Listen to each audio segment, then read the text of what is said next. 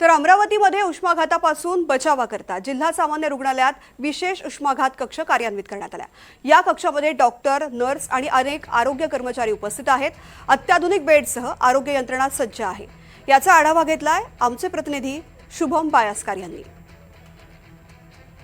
अमरावतीचं तापमान हे 46 अंशावर गेलेलं आहे आणि एकीकडे उष्माघातापासून बचावासाठी जिल्हा रुग्णालयामध्ये उष्माघात कक्ष उघडण्यात आलेला आहे।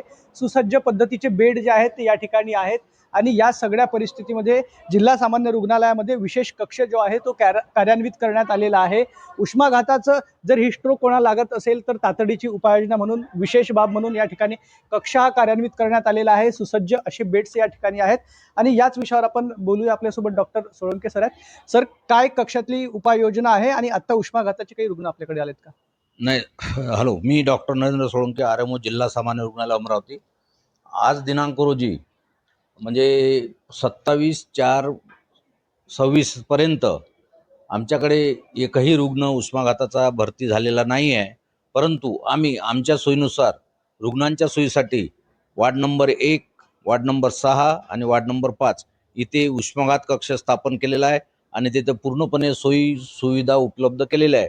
तसेच आमच्या सिस्टर पण त्या तत्परतेनं काम करत आहे, करिता आपल्याला ही माहिती देत आहे। सर, अमरावतीचं तापमान मोठ्या प्रमाणात वाढ होत आहे। ज्यांच्या हातावर पोट आहे किंवा अत्यावश्यक कामानिमित्त नागरिक बाहेर पडत आहेत, अशा नागरिकांना काय आवाहन करणार आहात आणि काय काळजी घेतली पाहिजे? शक्यतोवर तर उन्हामध्ये 1 ते 4 पर्यंत कोणीही बाहेर निघायला नको। नागरिकांनी विशेष काळजी घ्यायला पाहिजे।